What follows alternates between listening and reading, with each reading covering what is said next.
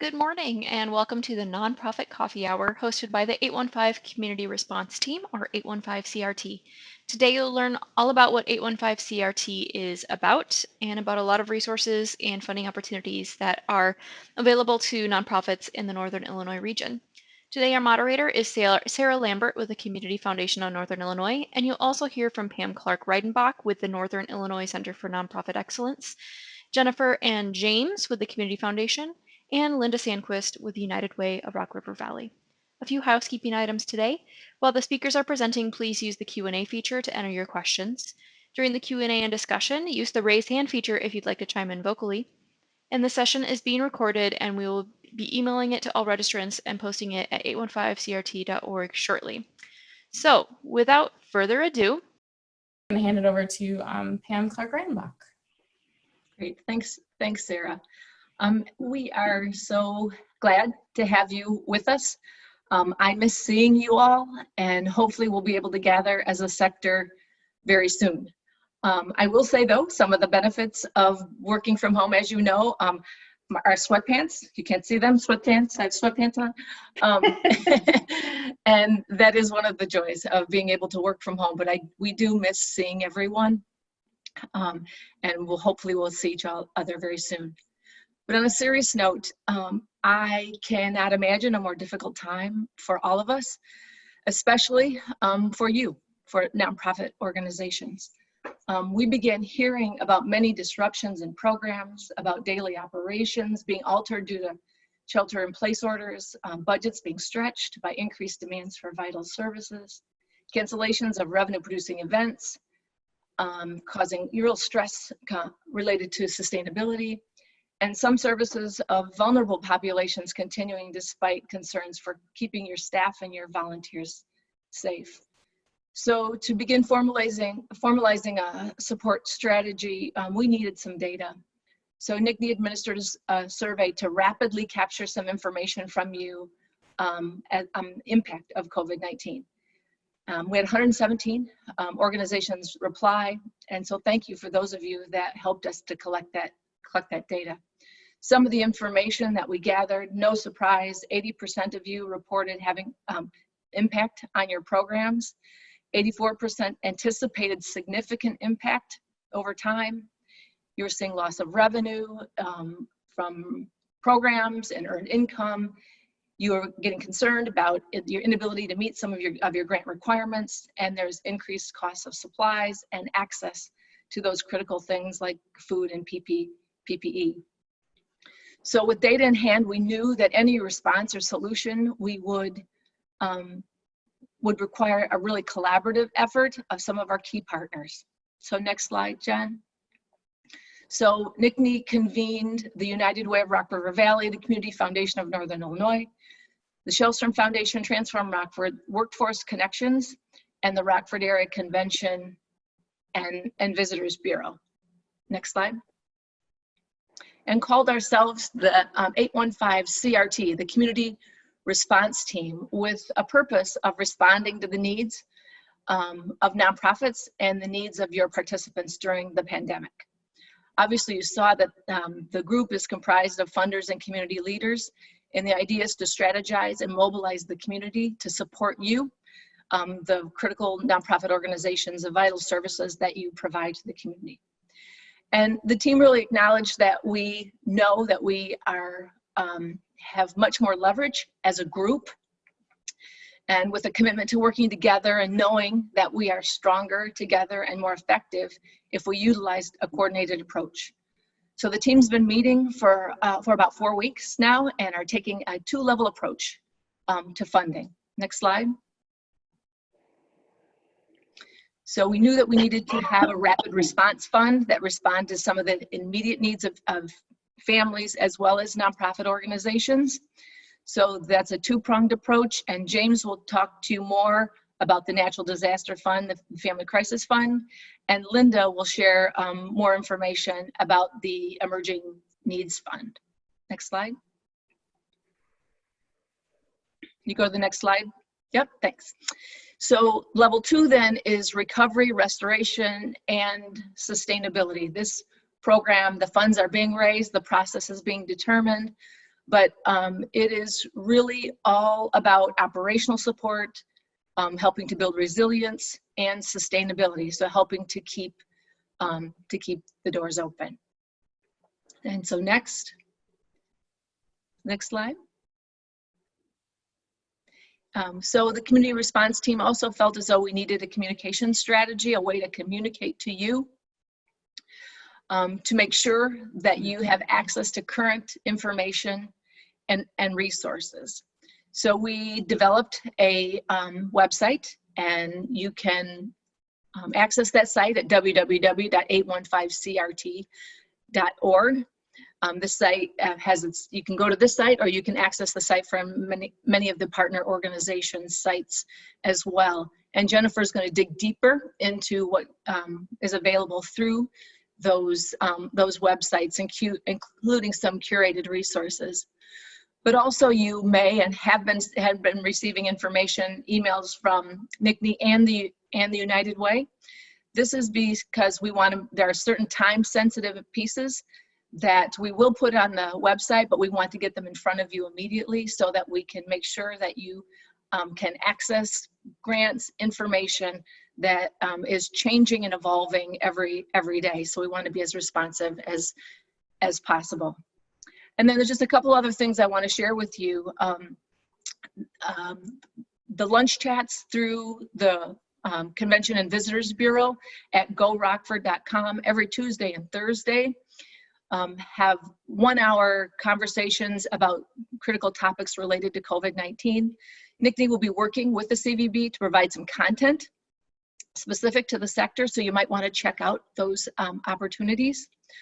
Also, NCNE and the United Way of Rockford River Valley will be working together to expand the United Way Agency Execs Council to include any nonprofits in the community. And those meetings will be via Zoom for the next 12 months and provide information and resources relevant to the sector. So information on those meetings will be communicated to you through both organizations, and registration via NCNE's Eventbrite site. And then third, I want to talk to you about we're going to do an exchange on innovation. It's an opportunity to get together and talk about innovative approaches to various issues and opportunities. And our next session is on April 24th from 9 to 11 via Zoom. And it's all about the importance of diverse teams. So hope that you'll join us for that piece. And then last, I want to share with you that every Tuesday and Thursday at 9 o'clock in the morning, the City of Rockford hosts the Economic Development Network that provides updated information on what's going on at a local level, at the county level, at the state level, as well as at the federal level around funding and all types of other information. So you might want to check that out. It's usually a 30-minute Zoom session, but it's very, very informative. So I want to again thank you for joining us. I want to thank you as well for your commitment to the work that you do and making our community a great place to work and to live. And I look forward to seeing you all in person very soon.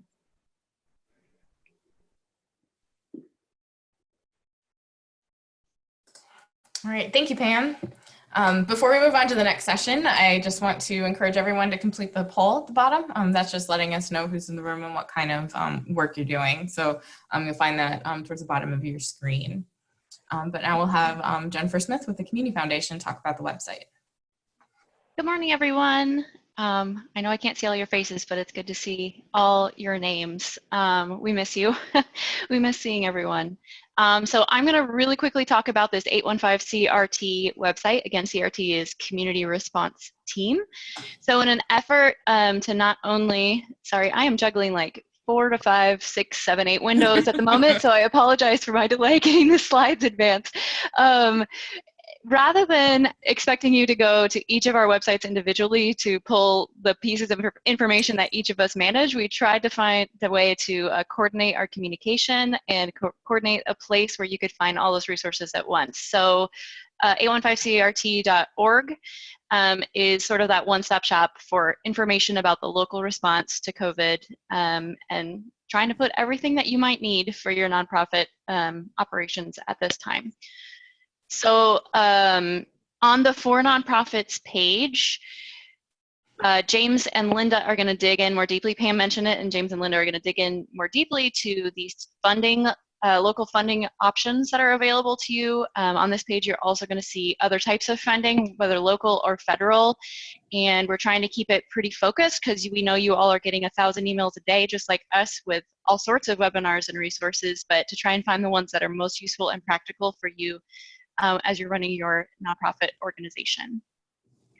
And on the news and events page, we're sort of compiling press releases from all of our organizations and from the collaborative together, results from surveys like the ones that Nikki mentioned, events including the webinar today, and other events that might be of use to you at this time.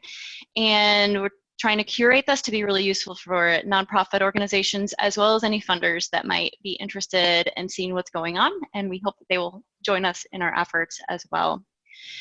And Pam also mentioned a huge list of curated resources, which Billy with Nikki has been working tirelessly to keep this up to date and really practical for nonprofits.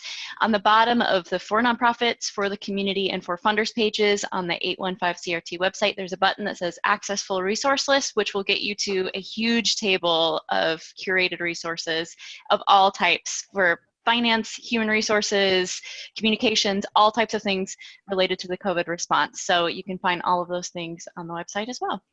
And I think that's it for me. Moving on. Fantastic. We'll just keep moving quickly and head over to James Patterson to talk about the Natural Disaster and Family Crisis Funds. Yes, good morning, everyone. Glad to be here with you all. Back in 2007, I think it was, the Community Foundation raised dollars for response to the major flooding that was going on at the time. And the community was very generous, as they typically are. And we had dollars that were left over from that. And our intent had been that there would be a natural disaster fund for future disasters that would come up as well. So we were able to release dollars from that fund for the response to this particular crisis. It's called a Natural Disaster Assistance Fund. We also have the Family Crisis Fund. That is a standard fund that's out there that can be tapped into for individuals. So with the Natural Disaster Fund, we have an endowment for that purpose, for natural disaster, but we have dollars that come from that are used for immediate needs when there is a natural disaster. So natural disasters are interesting in that, once it gets to the point where the president or someone or the governor is calling in a natural disaster, a lot of times that's when a lot of funding comes in. But on the local level, there's a lot of hardship before that occurs. So we set it up so that the chairman of the county and the mayor could proclaim a natural disaster, and that would allow us to get those dollars out there. So that's the way it works. But so we have the process for, and let me step back just a second and say that these funds are for individuals that are suffering from a natural disaster, in this case, the COVID-19 crisis. So this could be clients that you work with, potentially could be staff that have been displaced in some way. But if they're having a crisis where perhaps they're not able to make their mortgage, not able to make their rent, they can get some assistance this way. And the way it works is that a service provider would put together this application that can be found, I think it can be found on our website, right? So it's on our website. So it can be found on a website, and they complete this application. They then get this information to the City of Rockford Human Services Department. And it's just wonderful to be able to work with their team there, because they also have access to many other funding streams. And so they almost use the Natural Disaster Fund as sort of a last resort. So it fills in those gaps that some of their other funding streams can't.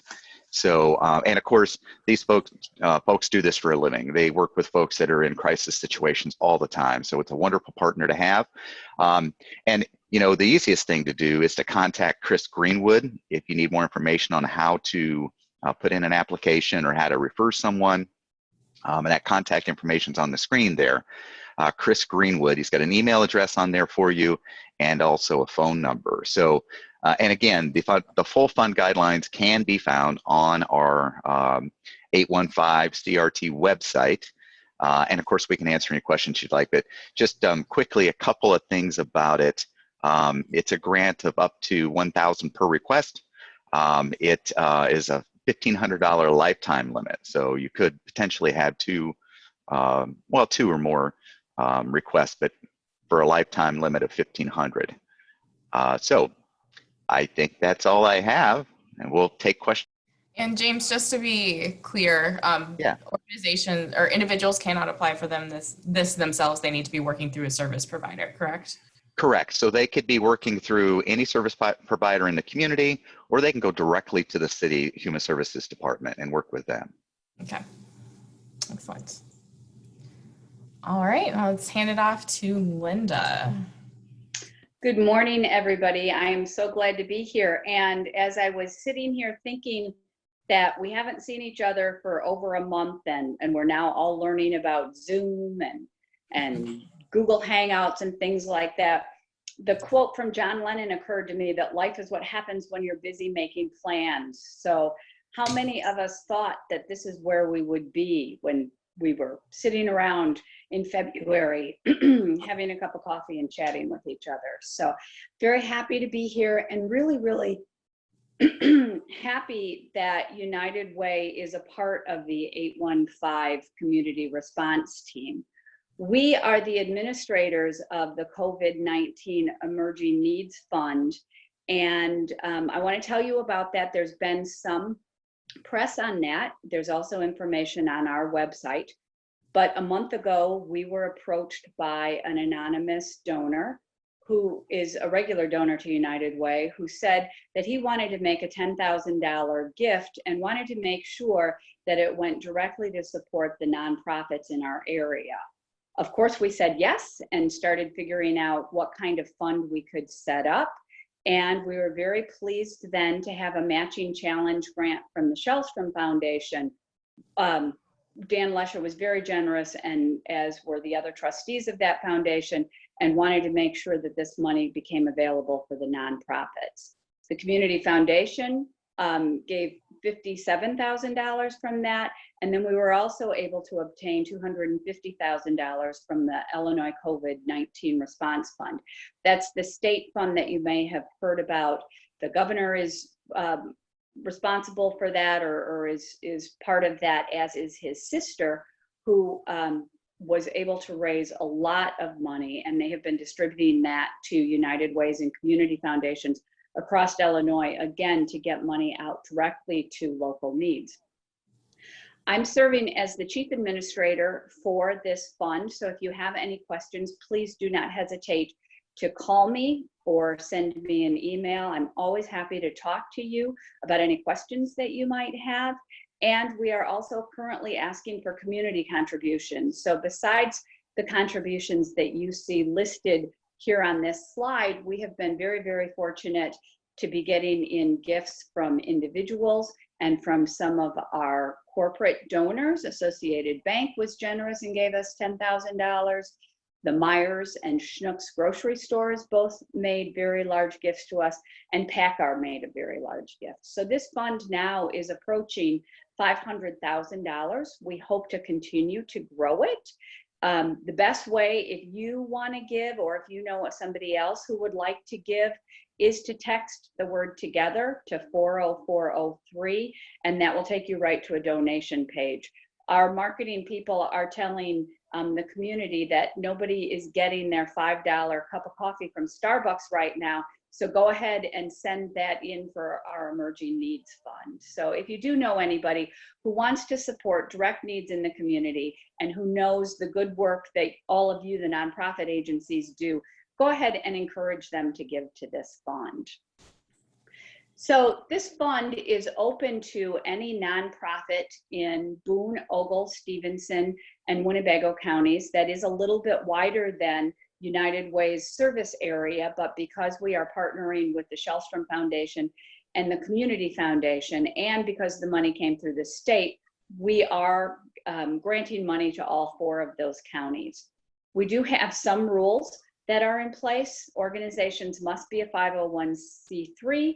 They also must be in existence for 3 years.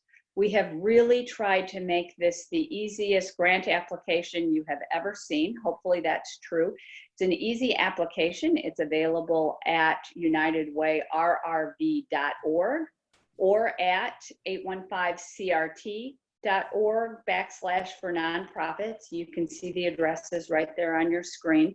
We have also been sending it out to our constituents. I've been sending it out to AEAC. I know Nickney's been sending it out, as has the Community Foundation. So hopefully you've seen the application, you're taking it into consideration as you're thinking about how you're serving the community.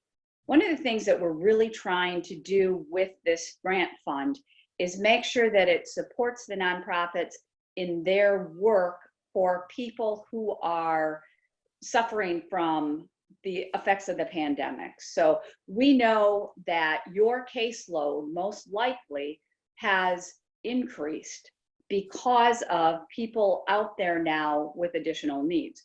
We also know that doing business is not anything near normal. So we are looking right now through the Emerging Needs Fund at grants that support things like food, childcare, basic necessities, medication.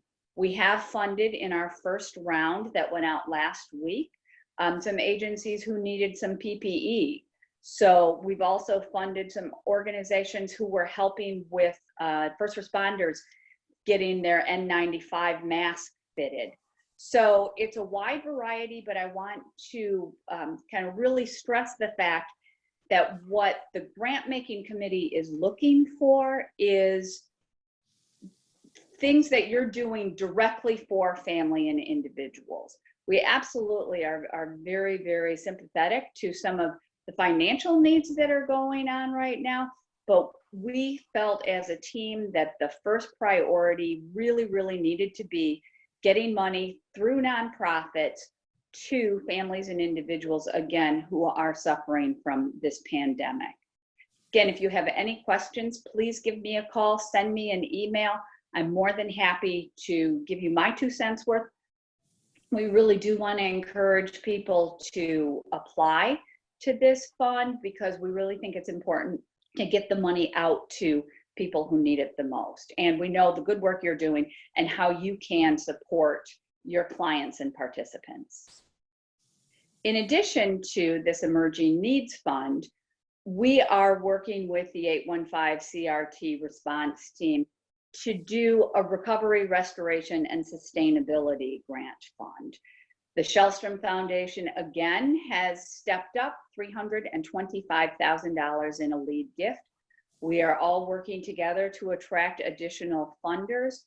We know that come this summer and this fall, all of us are going to be looking at our budgets, looking at our checkbooks, looking at our donors, and thinking, how in the world are we going to make ends meet? What is going to be our priority? How do we get through this next 6 months when things have been shaken up so badly? So the team is looking at what we can put together in, especially in the way of operational support, that will help nonprofit agencies recover, get back on their feet, and remain sustainable for years to come. So we will be letting out information on that as it becomes available. It is certainly a work in progress. If you have your 2 cents worth that you would like to share with us, please feel free to do that. As Sarah said, we really do want to know what you're going through right now and how we can possibly help that. And this is going to be an ongoing dialogue. We really are all trying as funders to be very, very reactive and strategically reactive to what everyone's going through, because we know that nonprofits are the lifeblood of this community. And by helping all of you be in business, we're making the world and certainly the Rockford area, this region, a better place for people to live. Absolutely. Thank you, Linda. All right. We have a excellent question from Beth Howard in the Q&A. So if anyone else if you have any additional questions, please put them in there now and we'll work our way through them. But if you want to pick any of the brains of any of the panelists, now's your time. But Beth asked, how do you feel arts and humanities nonprofits can be sensitive to the situation and continue to communicate financial needs to sustain critical projects? I don't know who wants to take that one. I can take that. You know, Beth, I think that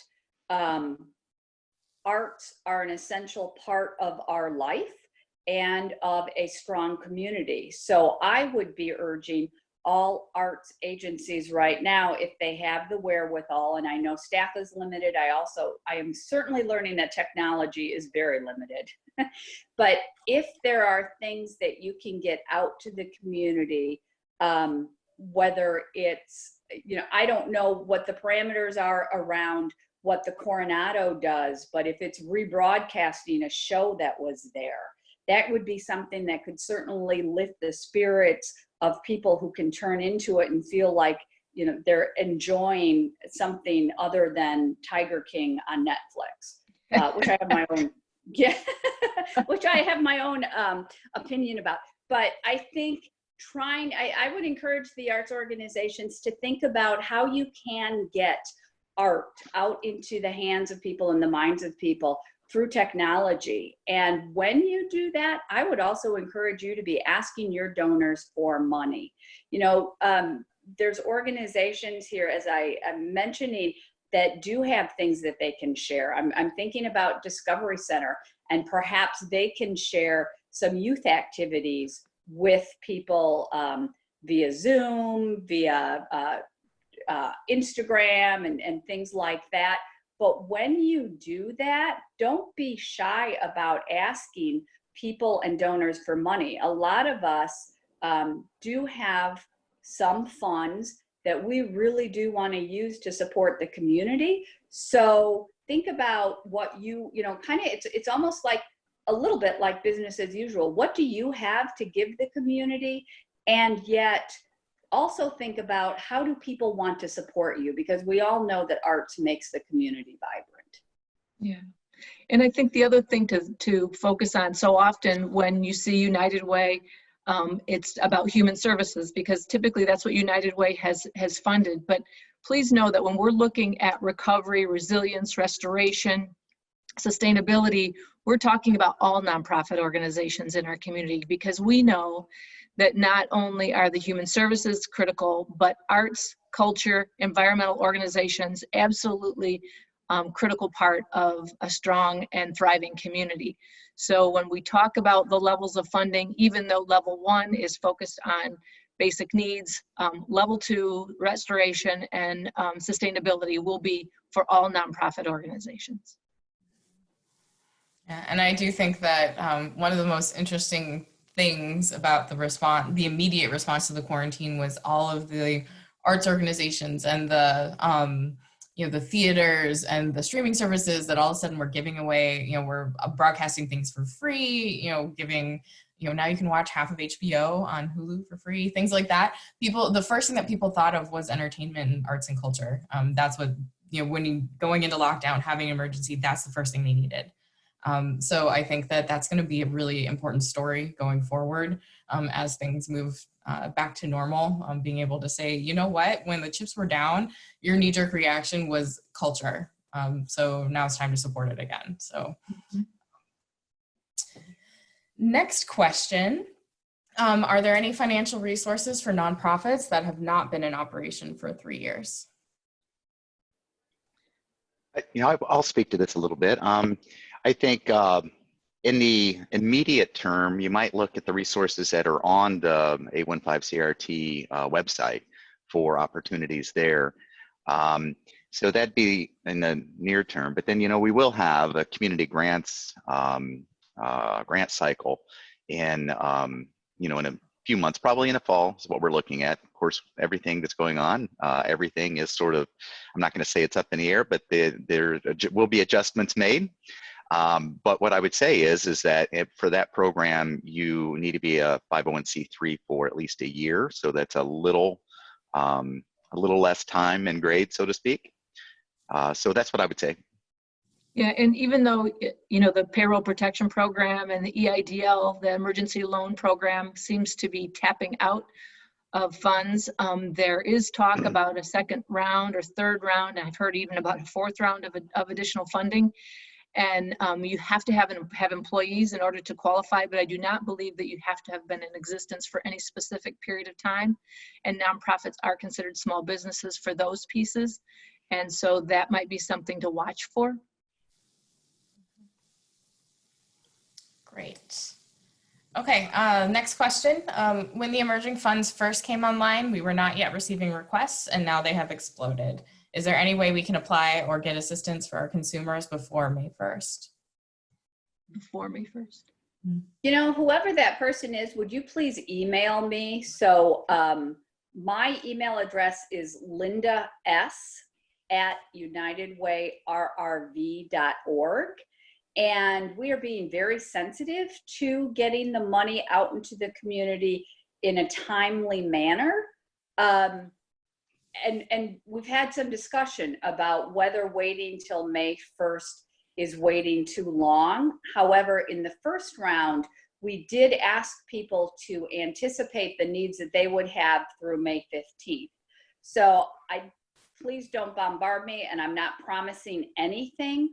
But if there is an emergency situation where you really do need funds in order to get them out to people's needs, send me an email and I'm happy to talk to you about that. Great. Thanks, Linda. And what may also happen through if you're calling any of us, is an attempt to maybe link you to other people who are doing similar work so that we can work together and leverage our resources more efficiently. Thanks, Pam. That's a great point. All right, we're going to stick with questions about emerging needs right now. So non-for-profit churches who run pantries and provide cash assistance for food, medicine, electric bills, etc., are they eligible for some of the programs or some of these funds, even though their services may not be formal programs? Yes. In our first round of grants, we did fund some churches and their food pantries. But they would have to be a C3, right, Linda? They would have to be Right. a 501c3. Most are, right? Yes. Most are. Yeah. Yeah. Excellent. Okay. Just to verify, the round 2 of emerging needs funds is not the same as the level 2 recovery grant. There may be some confusion. Right. So level 1 is the emerging needs grants. Those are the ones that are going out to support programs that you have in place where you're supporting people who are being affected by the pandemic. Level 2 is the recovery, the restoration, and the sustainability. And that it will be announced later, late spring at the very earliest, but more likely summer or early fall. And that will be considering operational needs for nonprofits. Yeah, and I think some of the confusion might be coming in because we're talking about round 2 of emerging needs. You know, we got these two numbers, right? So, right. Yeah, so there's a second round of emerging needs. There might even be a third round depending on how much funding United Way gathers, right? But level 2 is something, or level 2 funding for recovery will come at a later time, probably when there's no longer sheltering in place, when we have a process in place and the dollars raised in order to be able to help people with recovery issues, right? Yes. Yep, absolutely. Yes. And right now, the only application you'll find on the 815 CRT website or on United Way's website is the Emerging Needs Fund. So you can't make a mistake because that's the only application that's there. Yes. Yeah. And Mary Cassiope from One Body would also like to let everyone know that you can send churches in need of funding to food pantries and other items to One Body. We may be able to partner with them and get the items needed to families. So definitely get in touch with One Body. They are a great resource. And you know, the other thing to remind folks is that there is a greater Rockford area food pantry coalition. And it might be a great resource for those churches and other organizations that are not connected to them to contact maybe Kim Bakke with the Rock River Valley Pantry to see how we all might work together. Mm-hmm. Yes. Excellent. All right. So Kim actually has a question. Does anyone on the panel know if the feeding program for school-aged children being distributed from neighborhood schools will continue, or if it's going to end at the traditional school year? Because that will have a huge impact on emergency food providers. And this, I think, is a good question for anybody else in the pool as well. If you have an answer to this, please raise your hand. I don't know the answer to that, but we can Yeah, find. I know that they're working on it and there's discussion about it. I'm not sure that I would anticipate that it would last past the school year because that's not in their regular mission. I would anticipate that if the stay in place order closes schools until the end of the school year, that food distribution will happen through the end of the school year. So that's one that we'll do some research on, see if we can get some better answers and communicate that. Absolutely. Excellent. All right. And just to clarify, if churches are not a 501c3, can they apply for emerging needs? I have them contact me, please. Okay. Yep. So again, email Linda S. and she will work out the details with everyone. Okay. All right. Now, Shamika, you said that your question's been answered, but I actually think I think this is a good question for everyone. What would your thoughts be on asking current donors for financial support with furloughs at this time due to events being canceled, which is the fund sustaining the summer programs? And is there a timeline for level 2 funding? So how do you engage your current donors right now? Yeah, so I know that with the recovery fund that we're working on communication, we're working on defining the parameters, we're working on reaching out to other foundations. So beginning to put the language together for the communication. If you have donors that might want to participate in pooling their dollars for the greater good of the community, I would encourage you to have them call any one of us that are part of the community response team. But there has not been a defined timeline for that particular program, but we know that for some of you, that's a more urgent issue than others. But we want to make sure that we have a good process in place, because the truth of the matter is we will not be able to fully fill the hole. We know that. So we want to make sure that we are as impactful as possible with the funds that we make available. I'll just add to Was that question? Sorry, go ahead, Linda. Go ahead. No, well, you. Was that question just aimed at the recovery, or was the question, is the person asking whether they should be out fundraising? Well, I think there's two questions in there. The first is the timeline for level 2, which we have answered. Okay. But I think it's more about, and I think this is a good conversation to have in general, more about strategies for engaging your donors right now. Like, should you be out fundraising? So I did a little research yesterday, because I think one of the things that's happening is that being sensitive to what's going on in the community, we are trying to be sensitive to our donors and not over ask. But in the research that I did yesterday, the fundraising gurus of the world are saying that this is actually a very good time to fundraise. I don't think that anybody should be embarrassed or hesitant to ask their donors to be supporting their organization at this time. You are doing important work. You will continue to do important work, and people want to support that. Now, and I think the other thing is we see these unemployment figures, which are staggering and frankly really scary. But on the other hand, there are people who have not been affected, whose salaries are still intact. There also are a lot of us who frankly are not going out to eat 2 or 3 times a week, spending money on things that we would normally be spending money on, perhaps vacations and things like that. And now might be a really good time to ask people to support your organization. Again, it's for the greater good of the community, and I don't ever think we should be embarrassed to ask people to support the work we do. And what we're really doing is giving them an opportunity. And they can say no, but I don't think that anybody is going to get mad because you ask them to support the work you're doing and say, well, I'm never going to fund that organization again, because during the COVID crisis, they reached out and asked me to support their organization. Yeah, I agree 100% with what Linda's saying. You certainly should not feel like you shouldn't be able to ask. And the people that really support your mission will absolutely identify with the crisis that you're in right now. So I think it is important to get those asks out there, and you do it in such a way that it's they have an easy out if they're not in a position to do it. I think, but like Linda said, giving them that opportunity, I think it's important to do that. It's a good time to do it.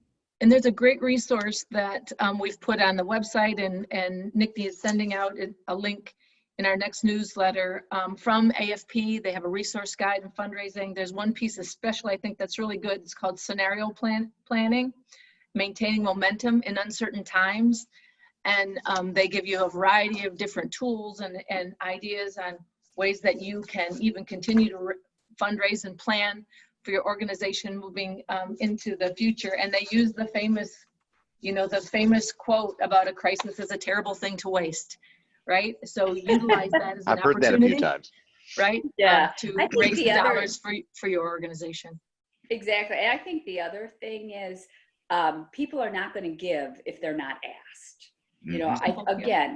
I think a lot of times we're embarrassed and we don't want to bother people, or we don't want to irritate them. Nobody is ever going to give an agency money if they are not asked for it. Yeah, I'd like to say something about the other part of that question about the timing of the recovery phase. And I think aside from making sure that we have the dollars in place and the procedures in place, there may be an element of that is impacted by exactly what the need is out there. So I think I have a feeling that NICNI is planning to do another survey and get another snapshot of where our nonprofits are at. I think getting a sense of what the current need is will help us see where we need to put that the timing of that particular program. Yeah, and I think that advocacy is going to have to be another piece of this. We're going to have to advocate to make sure that nonprofits are a part of any stimulus package that's offered, any relief package that's offered. Yesterday, I learned that the Illinois Small Business Emergency Loan Fund does not include nonprofits, and so we have some advocacy work that we will continue to do to encourage that our legislators and our leaders are thinking about nonprofits as businesses as well. Excellent. Okay, so a question for nonprofits that are new, that are less than 3 years old. Do you have any suggestions for those who, because the funding isn't there, the fundraisers aren't happening, but the bills still are? Any advice? Do they have employees? That makes a difference in terms of eligibility for some of the grant and loan programs that are out there. That would make a difference. Okay. I think the person who's asking this question said that they do not have paid employees. If that had been mentioned earlier, so no.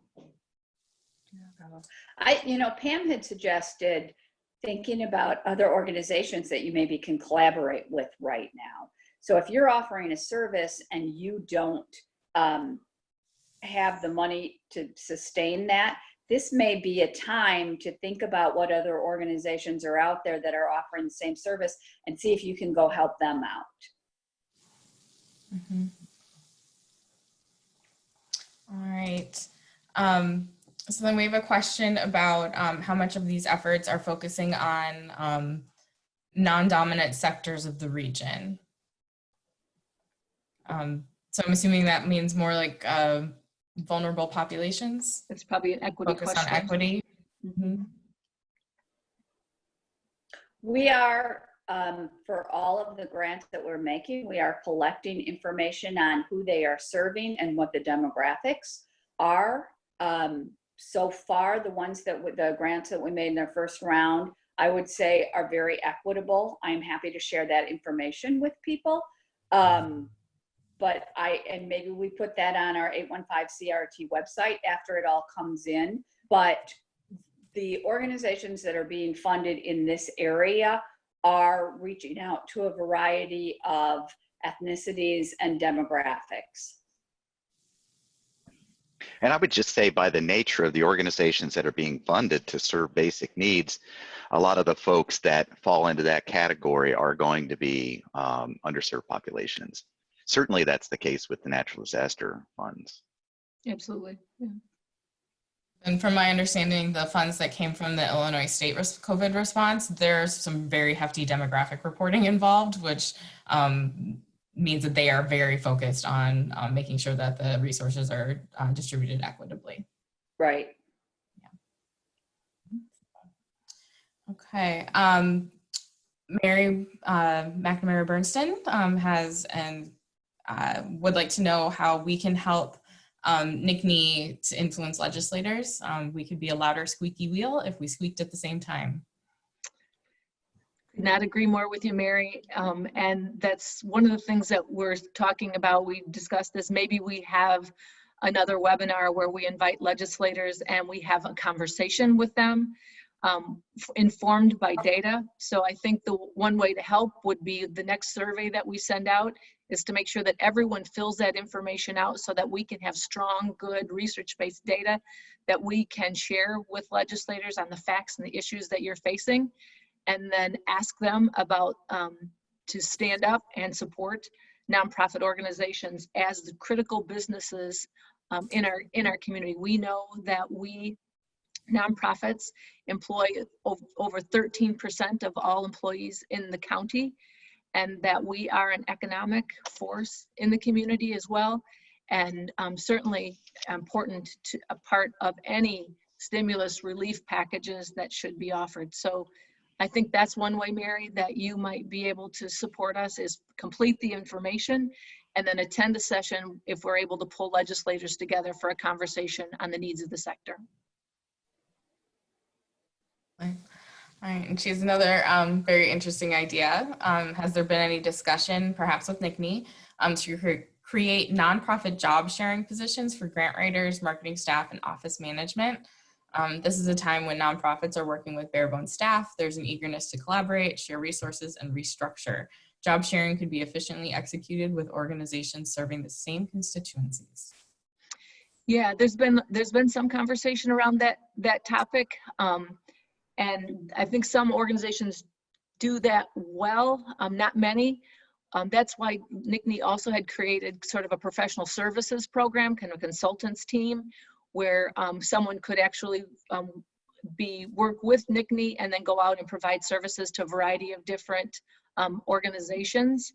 So it's certainly, again, a crisis creates opportunity, and this is another way to maybe continue to open that conversation and see if there is opportunity for job sharing, as well as maybe utilizing someone that's part of a consulting team to support the needs of your organization.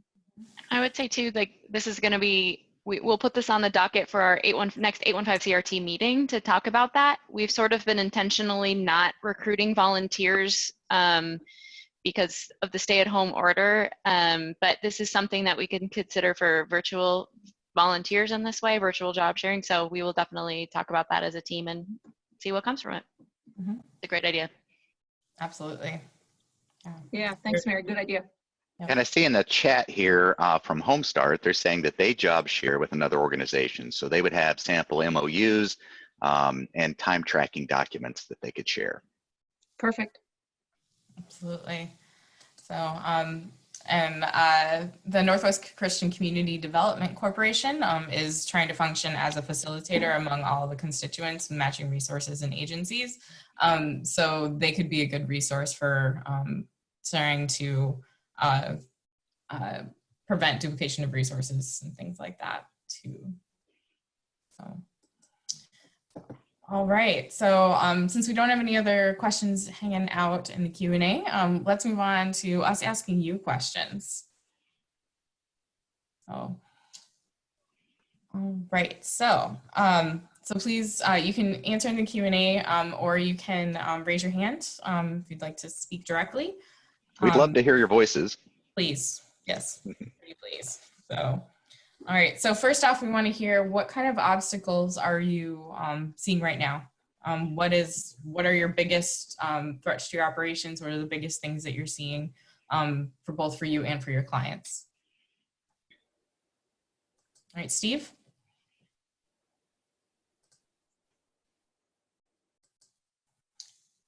Good morning. Steve. There you are. Great. Good morning, everyone. It is good to at least hear and see a few faces again. One of the obstacles we're facing is, and I'm sure this is for a lot of the agencies out there, is donations have fallen off substantially, and any fundraising efforts have just fallen flat lately. But so there's that. But the other thing I'm concerned with our program, since the program itself is class oriented and means that we have to gather together, and we're going to be down for a long period of time with grants from organizations such as the Community Foundation. Not only will there be this period where we weren't able to provide services at all, but there is going to be this unknown and I believe somewhat lengthy ramp up period to get our service numbers back up. So those are my immediate concerns. Absolutely. Is anyone else seeing any similar issues? So Do we have the question slide?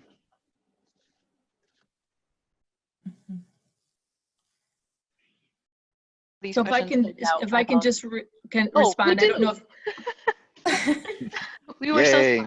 smart. Pam, sorry. That's all right. So, you know, I think there's a lot of things embedded in Steve's question, but the one thing that I want to share with him and others is sort of the position that the CRT has taken around funding and encouraging other funders to consider pooling their resources. We are encouraging them to look at flexibility in their funding, to extend deadlines for organizations who are not be able to deliver programs currently, to provide operational support or allow organizations to use a previous grant for operational support, and to look not necessarily at funding current programs, but to fund current programs and not necessarily new programs.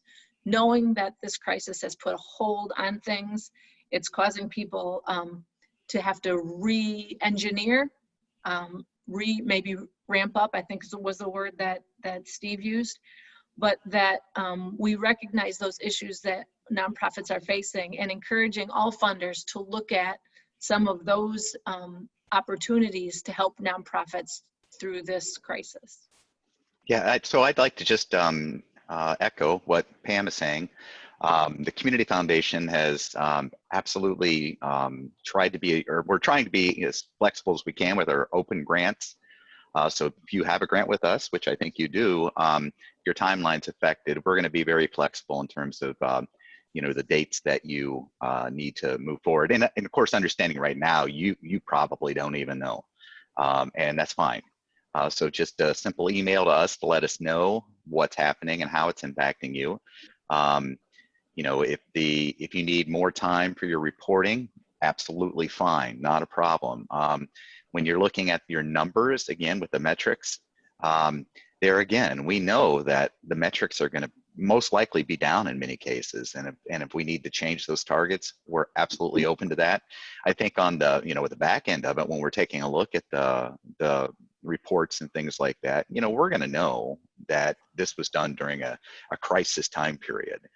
So that's certainly going to impact the way we look at those too. So we are here to support our open grantees by all means necessary. I did just send out an email just a day or two ago explaining that. So hopefully you got that, Steve. Okay, Julie, you had a, oh, sorry. Go ahead, sorry. Barbara. want to echo that. United Way did let all of its funded agencies know a couple of weeks ago that we understand what you're going through. And so we don't really have any limitations on how you're using the grant money that you're receiving through June 30th. So if you have to use that for operations right now because your programs aren't going, go ahead and do that. All right, Julie, you have a comment? Well, I was just going to respond to the question, what obstacles are you facing? And we, as a management team, went over this a lot yesterday. And I think one of the big things with everybody working remotely is keeping them up and running and excited. And excuse me, we are very, I'm sorry, we're able to work remotely, but there's that isolation factor and there's that disconnect factor. But in addition to all that, obviously serving vulnerable individuals, we're serving individuals with disabilities. And at first it seemed like, wow, everybody's doing okay. And we were checking in and then all of a sudden we did get some money from the Chicago Community Trust through our statewide coalition. And we put that out 2 days ago and the request just exploded.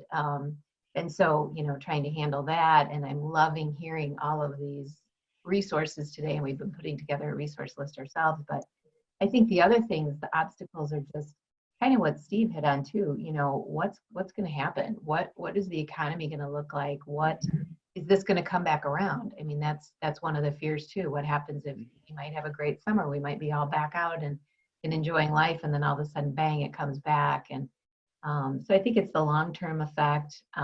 It's people missing milestones. We were on our management meeting yesterday, and one of our staff kind of got teary-eyed because she's got twin children who were going to start kindergarten in the fall, and are they going to miss that milestone, and people putting aside weddings? And again, this is all what but just, I think these are obstacles, not just as an organization, but obstacles for each one of our staff that are struggling with those, and watching their posts on Facebook and people who are struggling emotionally. And when you serve people with disabilities, there's a lot of mental health issues, and now you've quarantined people and they don't know the future. And so it goes beyond just us as an organization and into our staff and our consumers' individual lives. Mm-hmm. Yeah, really, really good point, Julie. Mm-hmm. And one of the things that I was talking with Martisha from the CVB about yesterday is the importance of maybe one of our lunch chats or webinars would focus on self-care. How are we taking care of ourselves and each other? Because it is difficult, and I get it. I've got a senior in high school, and so all those milestones, all those rites of passage, they're missing, and it's difficult, and so it's difficult for all of us. And so there was so much embedded in your comments and your wisdom, Julie, about, and there's this whole HR piece. How do we manage people remotely? You've done a nice job of that. You might be our keynote speaker for that topic because, you've had Row for a while, but a lot of things to think about. And so opportunities for us to utilize our experts in our community, share as much information as we possibly can, and be resources for each other. Mm-hmm. And we should share too, I know the statewide, I think locally our NAMI chapter has set up some additional call-in resources for people, and statewide there's a much greater effort to address mental health and people who are alone and at home and feeling that stress. So we need to share that information. So I'm going to make myself a note that we put out a post about that. Mm-hmm. And Julie, I will say to you, just because I saw you do it, sharing your grief about John Beck passing this week. And so that's not the only death that's happened. And we all have this collective grief and personal grief that we aren't able to express together. And that is a Zoom call does not cover it for that type of grief. No. So we're all in that together, but it's still, that's really, really hard. Mm-hmm. Absolutely. And when you spoke about the requests, how they exploded when you got the funding, we saw that too. Our grants meeting when we were making the first decisions about the emerging needs applications it was grueling. Just the incredible volume of need out there, and knowing that we can only do so much was it was tough. It was really tough. So, so we need to continue to support each other throughout this. Yeah, James. I was just going to say, I wonder if any of those individuals could be helped through the Natural Disaster Fund too. So Absolutely. keep that in mind. Absolutely. And RAMP was a referral agency back in the early days of the family crisis. So. Yep. So, and Joyce Higgins commented that we are experiencing trauma, and that's absolutely true. Absolutely. We need to be gentle with ourselves. All right. So Scotty, I'm going to let you unmute you. Hello. Hi there.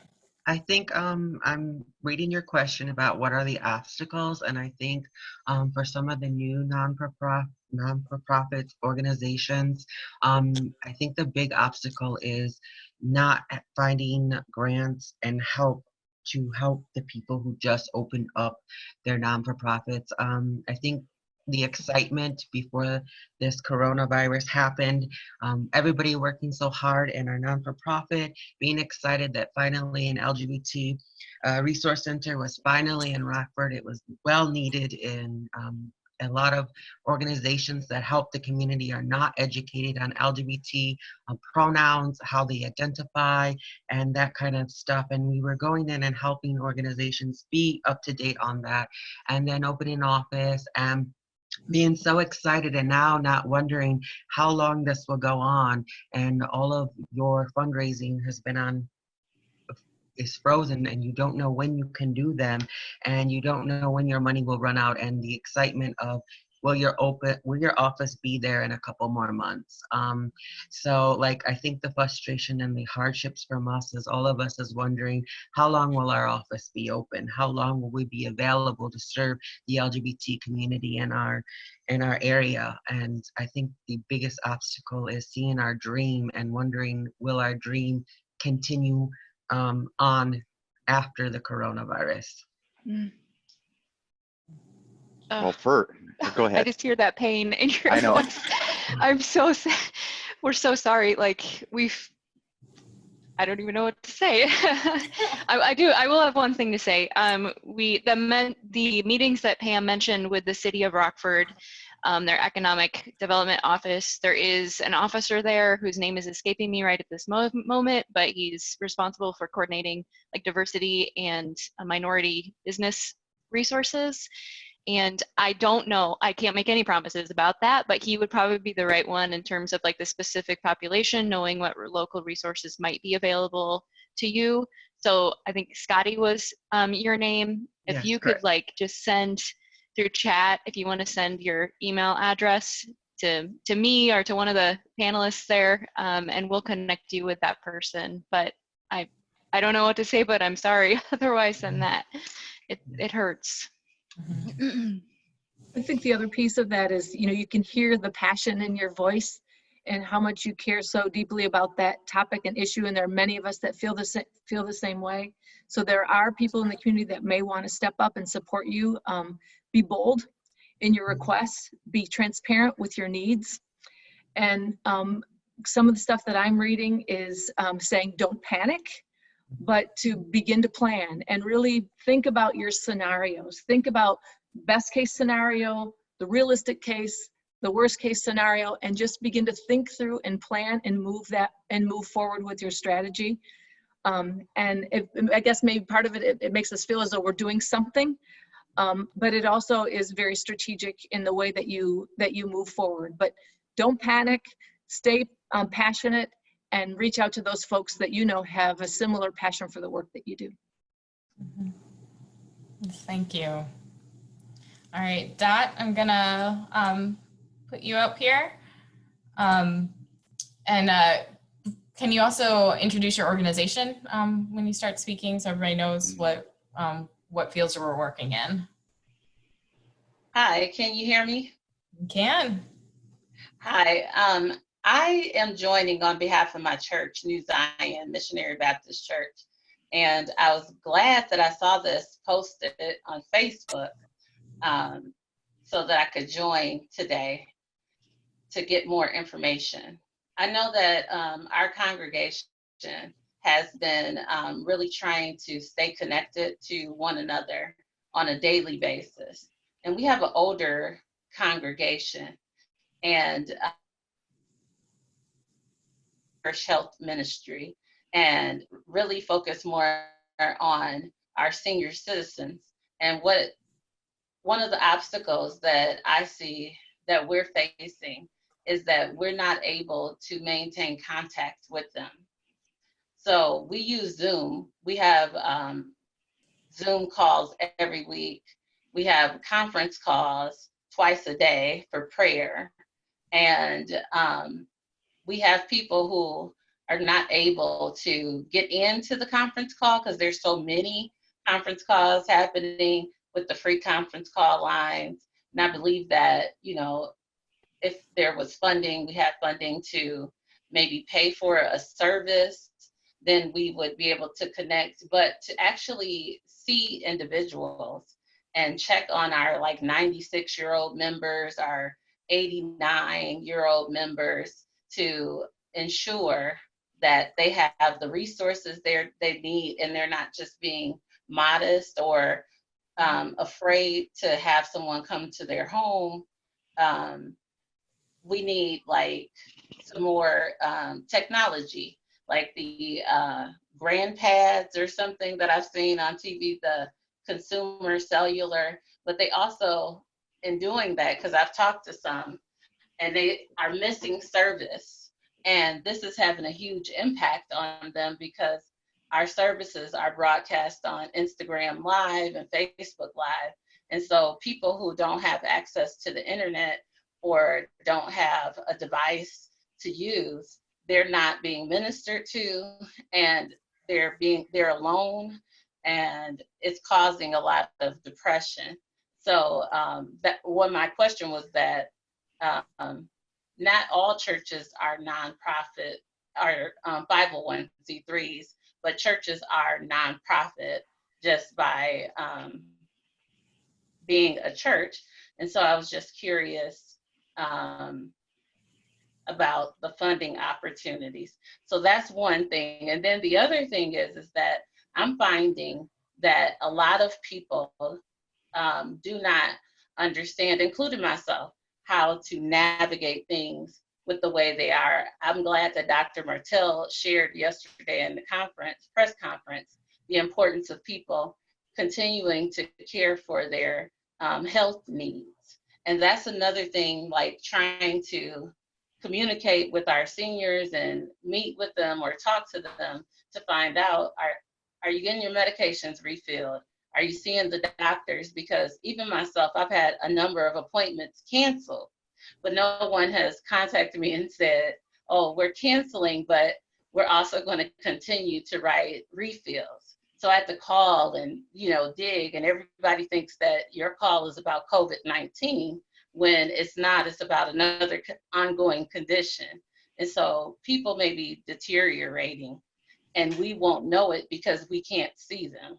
And if we were able to like visually see them through Zoom or any of these apps, then we'll have a better opportunity to try to prevent people from declining unnecessarily. So Dot, one thing, first of all, if you want to put in a grant request to the Emerging Needs Fund, the committee will review and review your eligibility. But secondly, there also is a free version of Zoom that some of you could be downloading and use with your elderly parishioners if you want to be checking up on them like that. Mm-hmm. Yes, we do use that, but they don't have a device to use Zoom with. That's the point that I'm saying. They don't have, we have a paid prescription for Zoom, or I don't know, subscription, sorry, for Zoom, but many of our members, they don't have a smartphone or a tablet, a laptop, and so they aren't able to participate. Well, Dot, I think One Body Collaboratives could be a really good resource for you. Mary just put in the chat that they're working with a software partner to map needs in their congregations. So if you can reach out to her or connect with her, I think with Mary, I think she might be able to help you navigate some of those issues. And just a couple other potential resources. Have you reached out to Lifescape Community Services, and do they have any services they might be able to provide? Or also Northwestern Illinois Area Agency on Aging might have some resources as well. So you might want to check with them. And I'm also thinking, Linda, a question for you, would purchasing tablets, inexpensive tablets, perhaps be something that they could apply for through the emerging needs? Yes, people can apply for it. I think one of the things that people need to think about is, or realize when they put in a grant application, is just as Sarah said, these rounds are very, very competitive. Last round, we had $250,000 to give away, and we had $476,000 worth of requests. So I always encourage people to put in a grant application, but I would also encourage you to be looking for other avenues of solution at the same time, because putting in a grant application is never going to guarantee the funding.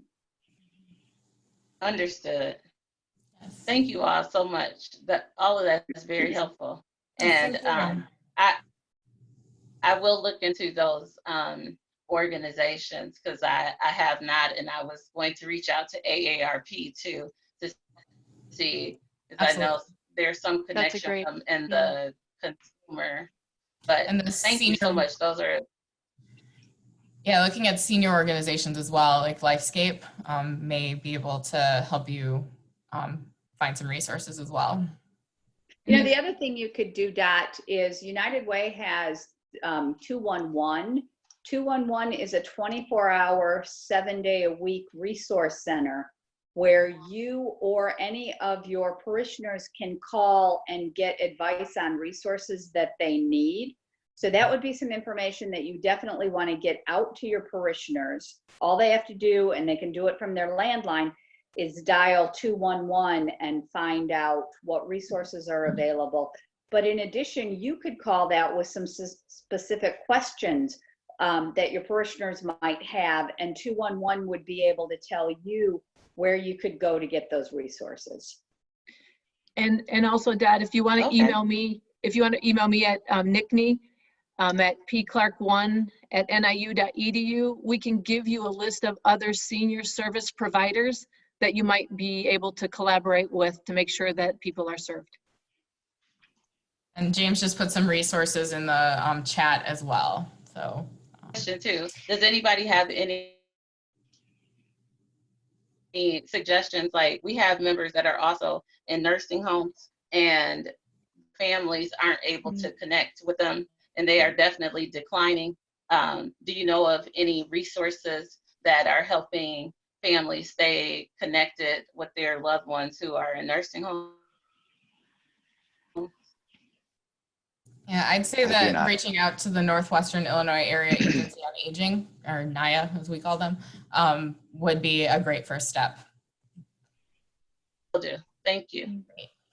Okay, and I know we have a couple more questions out there, but we're kind of starting to run out of time. And frankly, this is, we'd like to at least end on a happy note. So we have we want to hear about some of your more fun quarantine experiences. Hey, Sarah? Yes. Maybe what we could do, though, is offer these same questions as part of our next survey that goes out for anyone that didn't get a chance to reply. Absolutely. And actually, it's a good point. I think it was Mary Bernstein had some thoughts about, or was asking about questions about work plans, so working remotely. And Julie talked about the fact that their results-only work environment allowed them to go remote. So those might be some good conversations on how to actually work remotely. If anyone has any resources or thoughts, please send them to, I'm going to say Jennifer. And And maybe we can start a conversation around that as well. So. And can we follow up on some of these questions once we're offline then too? Absolutely. Okay, so we'll do that. So if people Record of have everything. questions, just send them in and we can follow up on them. 100%. Yes. So, all right. So let's end this on a happy note. So does anybody have a good quarantine story? Something funny, something, something happy that happened? Anybody wearing some really awesome pajamas right now? To get things started, I had my first niece was born on Easter. Her name is Willow Ray. She is a tiny peanut and she is adorable. And her two big brothers are about 150 pounds of collective pit bull. And they are already using her as like a human shield to avoid baths and things like that. So it's been super awesome to get to see her, to see all of that happening, but it is remote. So I'm not sure exactly when I'm going to get to meet her. So that's my happy quarantine story. So. All right, Steve. For not having the time to eat right or exercise, so I've lost a bunch of weight during this. I think you might be the only one. Right? Hey, Steve, I've found that not having the daily reminder of regular pants has made me just a little lax in my self-care physically, let's say. Well, So I'm having the opposite problem. Of course, sweatpants will accommodate a larger girth without noticing it as much, too. That is the problem. And we have someone in our office who calls it the COVID-19, like the Fresh 15. We're all entitled to gaining our COVID-19. Absolutely. I'm more worried about the losing the COVID-19 part of it. It'll come. One day. Let's see. Dot had one in the panel. Oh, that's funny. One of her members said she bumped into her walker and said, "Oh, excuse me," then realized it was her walker. I definitely talk to. I've talked to plants. It happens. Oh no. So yeah, and then COVID brain just in general. Yeah. Yeah. Oh. Well, my dog Tucker has become my best friend and my office mate, although he's not very good at social isolation. He's kept me going out getting more than one walk a day. So it's been fun. Absolutely. Yeah. We have a rep from Homestart, Scott's comment. Hi, it's Sarah. Sarah. Sarah Brinkman. I was just going to say, my kids are 14, 15, and 18. So as much as some of the COVID stuff has made a little bit of their life feel a little aimless, it's been really great to have time with them. And the thing that we did is we fished out our huge bucket of Legos. And it's been so fun at night to play Legos again. Like, oh, that's fun. Yeah. So, and we can all sing the theme song to Community together. Yes. So it's been great to bond with my kids. Speaking of Legos, they had those little Lego figures, and you know, the hands pop off. So they had a picture of a washing machine where they said washing our hands. That's hilarious. I haven't gotten there yet, but. All right, Harlan, do you have a good story? Yes, the Park Woods Community Association has been struggling for years to try to develop a greater sense of community. And our board of directors had a meeting yesterday virtually with everybody struggling to figure out how to get together on Zoom. And it was the best meeting we've ever had. We're closer to each other now virtually than we were physically. And we're hoping to expand that out into the entire community and have little gatherings of people in different sub-neighborhoods. So this is such a paradoxical thing where this whole terrible calamity that's happened is turning out to give all sorts of opportunities through some minor miracles. People are making so much more of an effort because you have to. Right. Yeah, it's not easy anymore. So Yeah, Harlan, I agree with you. My college had a virtual alumni reunion, and we didn't have a lot of people show up, but I actually saw somebody who I had not seen for 32 years, who was a really good friend of mine in college. And he was on the Zoom reunion, and it was really, really fun. Yeah, you know, at SIFNL, we are having on Fridays, typically late in the day, we'll just take, you know, an hour or so, and we just have casual conversation. Really doesn't have too much to do with work, but in a lot of ways, it feels like we're a little closer than maybe we were before. So I've enjoyed that. absolutely. That's important to our culture as an organization, is just like sitting around the dining room table and having a chat and a snack. And so now being able to continue that, I think, has been huge for us. So, but we actually put it on our calendar so nobody books over the time. So, yeah. All right, Julie, what are your thoughts? Oh, just a couple things. Our family has started doing a Friday 5 o'clock happy hour because we're all over the country. And then some of our staff who are really creative love on our meetings. We don't use Zoom, we use Teams, but on our Teams meeting, they'll have like crazy hair day or hat day. And on the hat call, one gal had on her astronaut helmet from her son, who, you know, is like a boy. Somebody had a sombrero on. I mean, it's just kind of, it's great to see people because it's not, I mean, it's the next closest thing, you know, talking to them is so flat on the phone, but to actually see them and their personality come through and their smiles and, you know, it's been fun. So my father, you know, my parents are 80 years old. They don't have technology. And I get a text message from my mother, and she said, "Open your garage door. We have your Easter baskets." And I'm like, "You guys, no." And my dad's standing there. He has this frame around him. He goes, "I'm on Zoom." It's his own form of Zoom. He's outside my door. Yeah, my mom and I delivered flowers to each other on the same day. Nice. We like literally crossed paths. I drove to her house, she drove to my house at the same time. That's very sweet. Yes, the mind meld is complete. So. Very fun. Great. Well, thank you everyone so much for this. It was great to connect with everyone. And we do, we'll be putting the recording of this on our website, and we'll be following up. I think there's been some really interesting questions and things that we can perhaps collaborate on or can work together on. So we will be taking all this information, putting it all together, and coming up with some next steps. So if you have any other questions, any other resources you know of, any other thoughts, please feel free to reach out to any of the panelists. We're all working together on this. Shoot us an email, and we'll see if we can keep this conversation going. But we just want to thank everyone so much for all the hard work you're doing. This is an unprecedented, such a hard time for everyone, and you guys are on the front lines and doing amazing, amazing work. So thank you for letting us work with you. And thank you for all you do. Yes. Yes, absolutely. Yeah. And I'm just going to give a Absolutely. shout out to James and Sarah and Jennifer for being the techies in this. He uses that term loosely. There you go. One of the things that this is doing is showing our strength and weaknesses. So thank you guys for being able to put this together.